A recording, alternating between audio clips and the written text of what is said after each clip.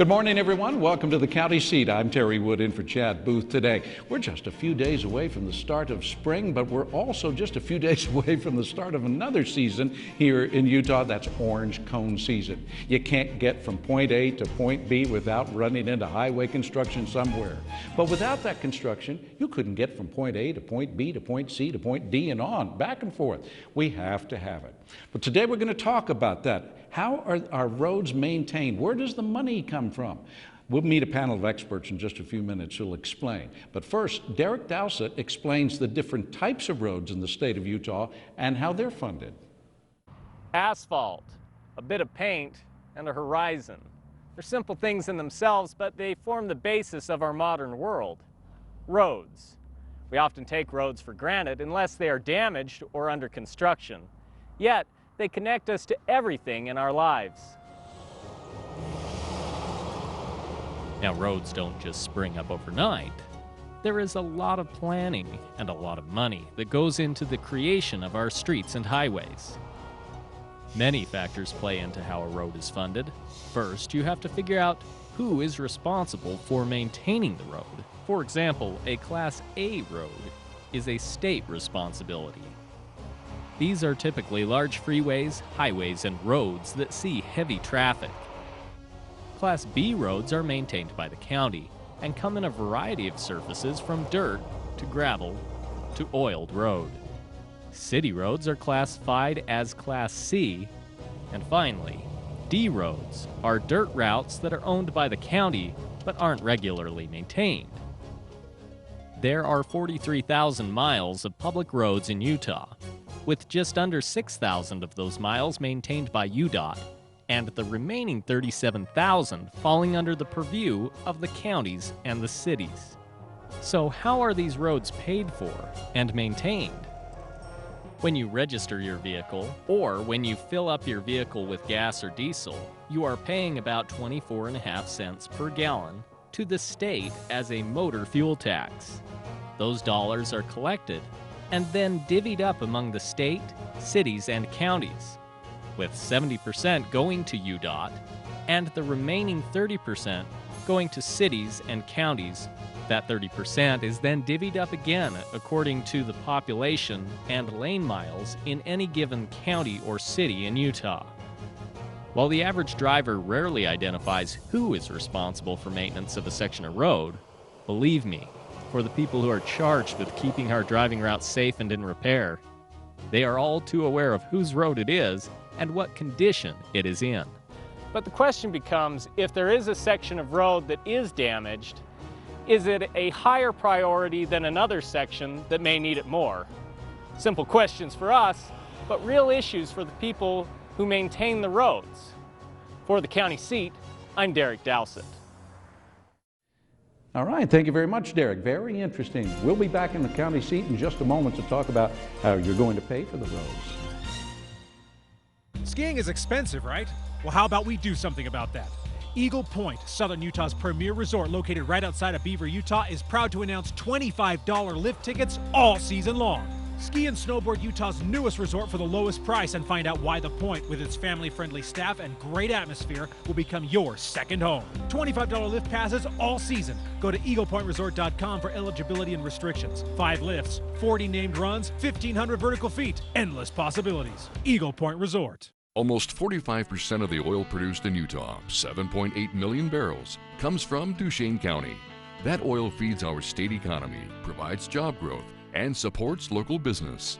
Here in Duchesne County, we're working to make Utah an economic, cultural, and technological leader. Whether you're here for business or pleasure, Duchesne County will welcome you with open arms and invite you to explore all the beauty of the Uinta Mountains. Duchesne County, close enough for business, far enough to get away.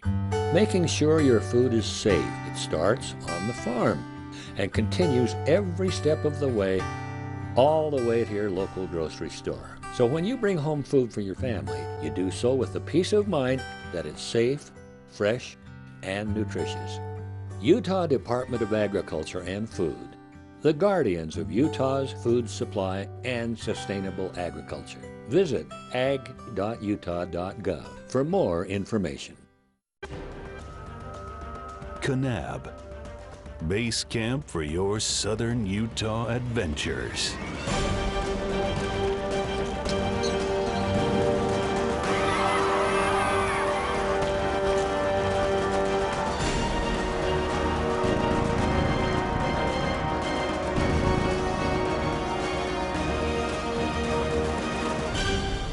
You belong in Kanab.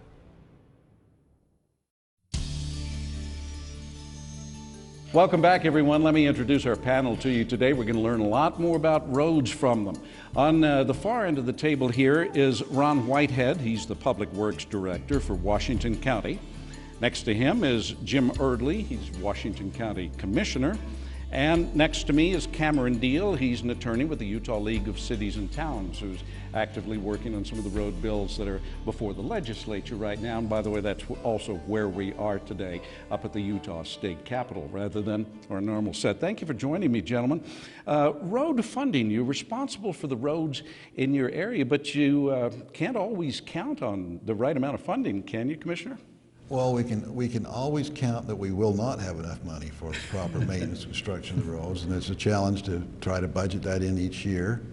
And you know, with the changing kind of dynamics of the situation, with more auto traffic, more use of the roads, higher counts, higher numbers, and yet revenues declining based on those mileage numbers calculated, because of the higher efficiency of the cars nowadays. We have hybrids, we have electric cars, we have natural gas powered cars, and that's great. It cleans up the air, everybody loves that.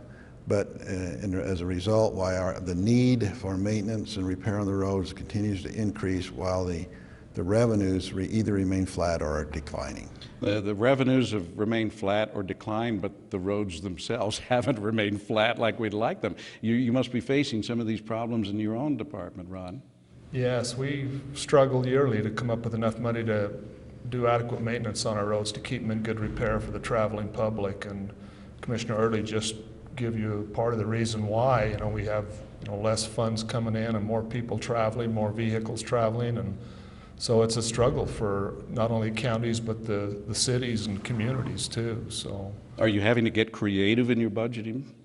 Yeah, we've been trying to do that for years too, to stretch it as far as we can, but there's a limit to how far you can stretch, you know, a little asphalt to cover a lot of roads. And so we're trying to do maintenance more often to take care of the roads on a timely manner. If you maintain the roads on a regular basis, that's the best way. If you don't and the roads fall into disrepair to where you have to tear them clear down and rebuild them, the costs are 10 times what it would have been if you had just done some regular maintenance. But if you don't have the funding for regular maintenance, there's not much you can do. Are you hearing from your citizenry a lot? I mean, I know every time I hit a pothole around here, I want to call somebody. We have a lot of folks that call in, you know, about their situations in their neighborhood or the areas in which they live, that their roads need attention. They might have potholes, it might be washboard, it might be dusty, things like that we need to attend to. But again, and they always remind us that they are taxpayers, which is, we understand that they are. But the money, for instance, that Washington County uses to keep and maintain roads is out of what was called the B&C Road Fund we get from the state. We don't use local property taxes, with the exception of 2 years ago. We had to bring some revenues from the general fund into the road department to try to help kind of fill the gap there. And it's the first time we'd ever done that. That was Washington County I'm talking about only. So yeah, it's challenging to try to take care of the roads and make sure that the money stretches and that we're conservative and that we're not that we're not foolish with the revenues we have. We certainly aren't. We try to be very careful with them, but it's a challenge. Cameron, I know the lawmakers now are currently working on a couple of solutions here at Capitol Hill that may partially or totally solve these problems. Bring us up to date on what's going on here in the Capitol. Absolutely. So the motor fuel tax here in the state of Utah hasn't been raised since 1997, and as the commissioner said, the costs are not keeping pace with that tax. You have fewer people who are driving, fewer people who are using the motor fuel because they're driving more efficient vehicles, and yet the costs continue to go up. The costs have increased, and for asphalt by 250% in the last 16 years since that gas tax increase. So the legislature is approaching it in several different ways. One particular piece of legislation is Senate Bill 60, which would slightly alter the way the motor fuel tax is calculated. Currently it's 24.5 cents, and that 24.5 cents is divided by a 70-30 ratio, 70% for state roads, 30% for local roads, city and county roads.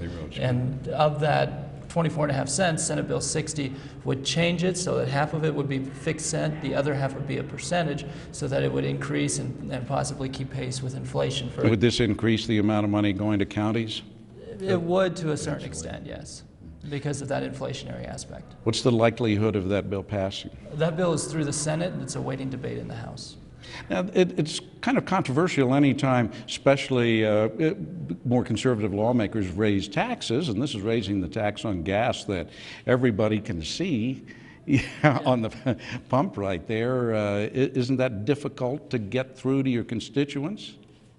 It's not necessarily a gas tax increase as it is a modification in how the tax is calculated so as to keep pace with inflation. So then they wouldn't be paying necessarily more at the pump if this bill passed? Not in the first year, but then after, and it would be a rolling increase in the next 6 years. In effect, index is part of that fuel tax. It allows it to grow with inflation.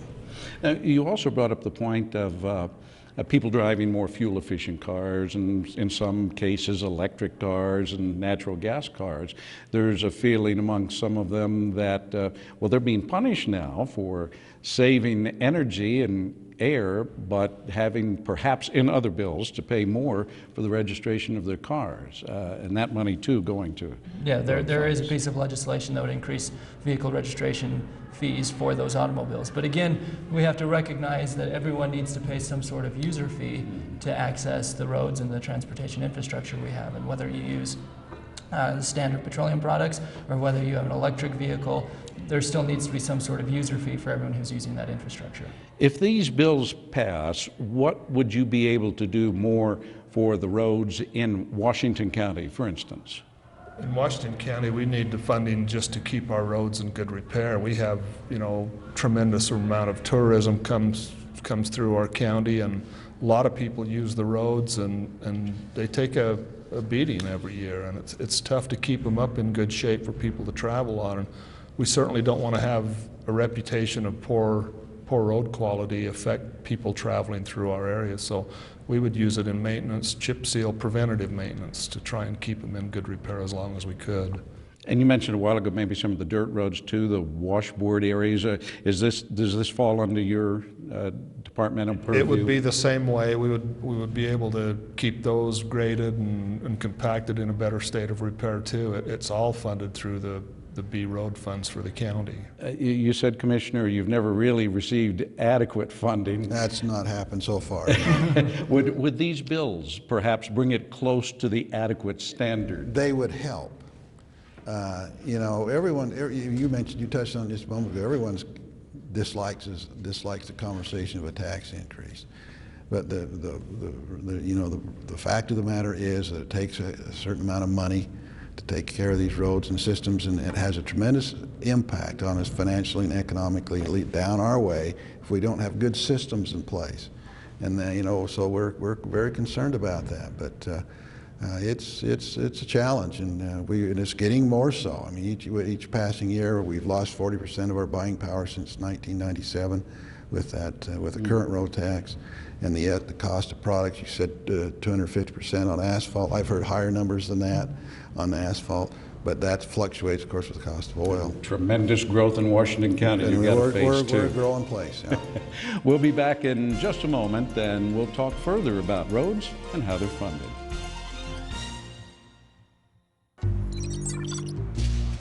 I didn't order this. Compliments of the lady in gold. Hello, trouble. Anything worth doing in this quiet little town? You look like the kind of man that could show a girl a good time. You strike me as the kind of girl that likes a manicure and a massage. How's that for a manicure? I hate golf. I was hoping for something a little more vigorous. Vigorous, I can do. And I thought you'd be riding side saddle. What?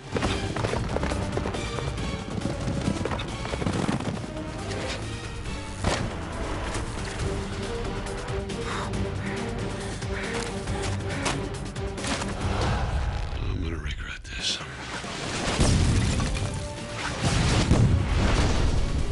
How about that manicure?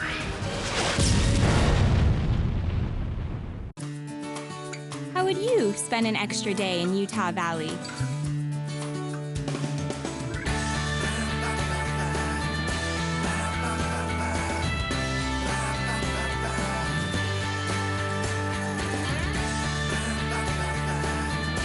Stay one more day. Visit utahvalley.com to make reservations. Utah Valley. Bring everyone together. Cedar City, Utah is home of the Tony Award-winning Utah Shakespeare Festival. But did you know that we also offer a different kind of play?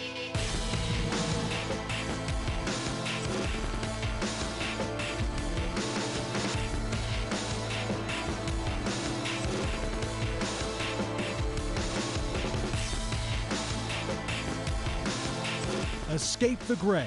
Head south for clear skies. Cedar City, Brianhead.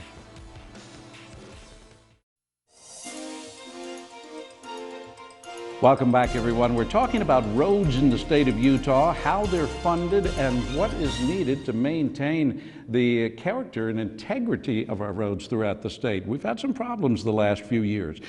Gentlemen, there has been discussion of giving cities and counties throughout Utah the option, a local option, to raise the tax on gasoline for road maintenance. Tell us about this, Commissioner. Well, that came up, I think, last year in a session, the local option approach that would allow the counties to opt in to increase the gas tax by 3%, which would be about 9 to 10 cents per gallon. Mm-hmm. Now, let me just say that everybody's opposed to higher taxes. This is a very difficult, unnatural conversation for us to have. But the fact remains that we have this problem, this shortfall out there. So that was seriously considered. It would include the counties as well as the cities, municipalities, but it would have excluded UDOT. This would be strictly revenues for local government. City and county roads. City and county, yeah, maintenance and construction of those roads. That bill at this time is over with. It's not going to happen. It's dead. It's not going to happen. But that got the conversation started as we tried to envision a way that we could use to help us offset the growing costs of our transportation system, and what to do about it, how to maintain that economic advantage in each one of the counties and the cities. And so that's where we kind of are at this time. We've been around approaching our cities in Washington County, and we pretty much have unanimous support for something like that if it were to happen. So it's dead for this session, but are there other bills that would possibly give the cities and counties that additional revenue that they need, other than the ones we talked about in our first segment? At this point, not really, and the main reason for that is the state of Utah is facing a shortfall in transportation funding of about $11 billion. And our friends from the counties and us as cities and other stakeholders have put together the Unified Plan for Transportation, which has identified this $11 billion need in transportation money. Currently, the way cities are approaching the shortfall is they're subsidizing the transportation budget out of general funds. So money that could be spent on public safety, for example, or parks and recreation, or other valued necessities and services in our communities is instead going to transportation because the current transportation revenues just don't keep up. For example, we have some cities that are spending 50% of their transportation budget using general fund monies instead of transportation money because the current revenue stream is just insufficient. And as you point out, that takes money from other areas that are needed within the governmental budget. You've also got a lot of people from out of state coming through Washington County. We do with the local option fuel tax we were talking about. that would have captured some of those people coming through. It's a user tax based on the more fuel you buy, the more you pay as a tax. It's a user fee, and it would capture some of the out-of-state people that come to our state to enjoy the, beautiful views and the scenery and everything we have in Utah, but their wear and tear on the roads is not captured anywhere. So it would kind of make it an equal tax for everybody. If you use the road system, you would pay a fuel tax on it. So. You've got major interstate also going through your county, although that's a different funding area. A lot of people get off the roads. Do truckers help maintain the county roads and local roads? Of course, there's fuel tax on diesel fuel as well, and that would be, there's been discussion whether or not that would be impacted at the same level of gasoline was or not, but all that's conversation is kind of concluded now with the demise of the possibility of the local option tax. And there's a separate transportation tax on truckers, the trucking industry too, that they pay that offsets a lot of their use. People think they should pay more, but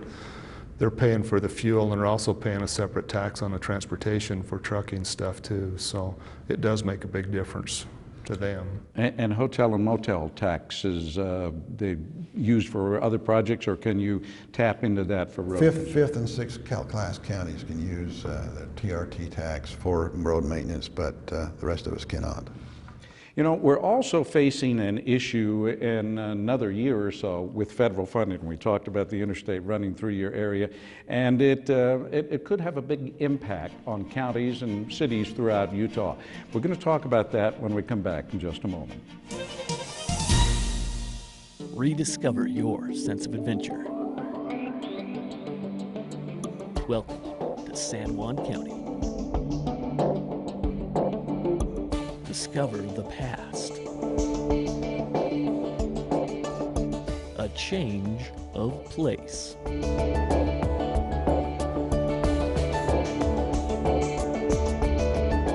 Utah's San Juan County, where life is elevated. Have you ever wanted to recreate the world around you? Add some excitement, culture, adventure? Well, there's no need to remake the world when that perfect combination already exists. Just remember 4 words. Welcome to Weber County.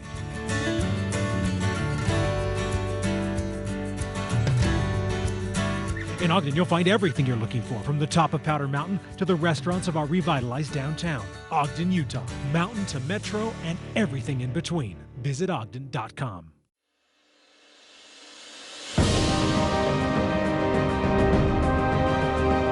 Landscapes as diverse as the people who venture to find them await.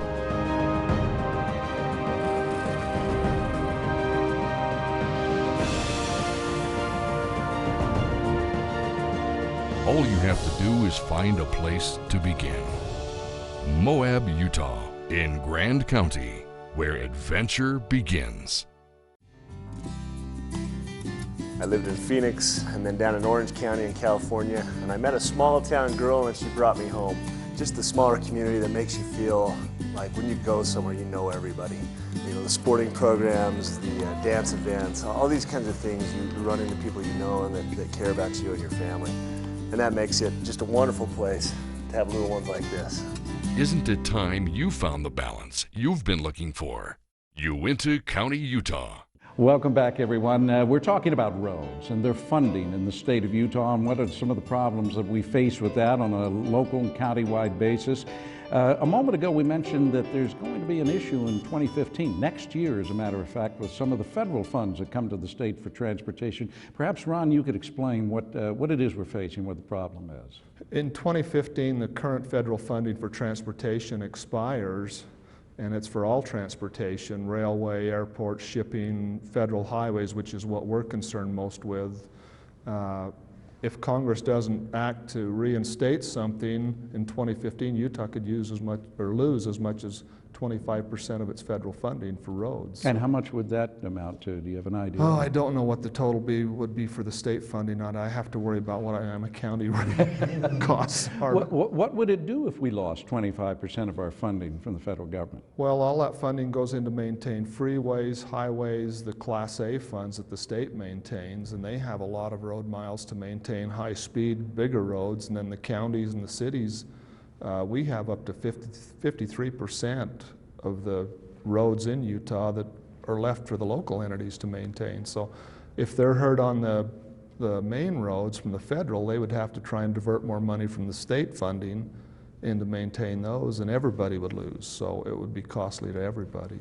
So are you actively going to be lobbying, so to speak, the federal government, the Congress on these issues when the time comes up? Well, I hope our legislative people back there are actively lobbying, because it's not just a Utah state thing. If that goes down, every state in the country would feel its effect drastically. And it's been a Bandaid approach for the past few years on the federal highway fund. It used to be that Republicans and Democrats in D.C. could get along when it came to funding roads, and that hasn't even been the case in recent years. So it's been a patchwork solution over the past few years, and that's why we're going to be faced with another crisis next year. And that's why when you hear the administration talk about the need for infrastructure improvements, that's a major portion of it, correct? Yes.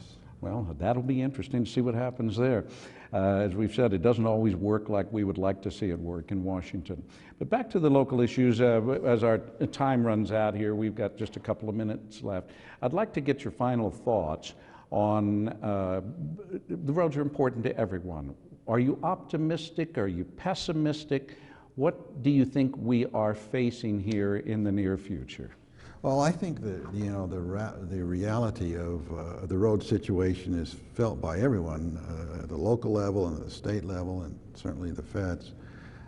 We can't maintain our lifestyle unless we are able to get around, and that's kind of what's at stake. And so I hope that, I would hope that there would be a more cost-effective way to approach what we're trying to do.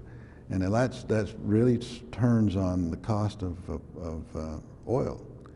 And if we were allowed to open up the resources we have here locally even, and do some other things, I could change the whole picture. So hopefully something like that might take place. What about you, Cameron? You've been active in dealing with the legislature. Are you optimistic, pessimistic that we'll manage to solve these problems? I'm extremely optimistic.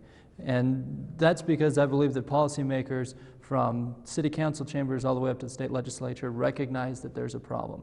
We haven't quite figured out what the solution is going to be, but over the past few months, city leaders, county leaders, and others have been up here at the legislature educating legislators, and they've been very receptive about the need for additional funding. Everyone recognizes that Utah is a growing state, that our population is going to double in the upcoming decades. They recognize we have this funding shortfall as part of the 2040 plan. It's just a matter now of figuring out what is the best solution that is fair to the taxpayer and also provides for our infrastructure needs. And even those who don't drive are dependent upon the roads to receive their groceries, their goods, the other things that they need for lifestyle. And I imagine if it doesn't work out, you're going to be hearing a lot about it, Ron. We'll hear a lot of complaints in a hurry, but this affects everybody, whether they drive or not. Anybody that has to get from point A to point B in any manner, it affects them when the transportation affects public safety, traveling safety, even the hot topics of the day, the air quality. A more efficient road moves traffic more efficiently and less air pollution from the vehicles. Well, gentlemen, thank you very much. Ron Whitehead, Public Works Director of Washington County, Jim Eardley, Washington County Commissioner, and Cameron Diehl with the Utah League of Cities and Towns. Thank you for joining us today on the County Seat. I'm Terry Wood.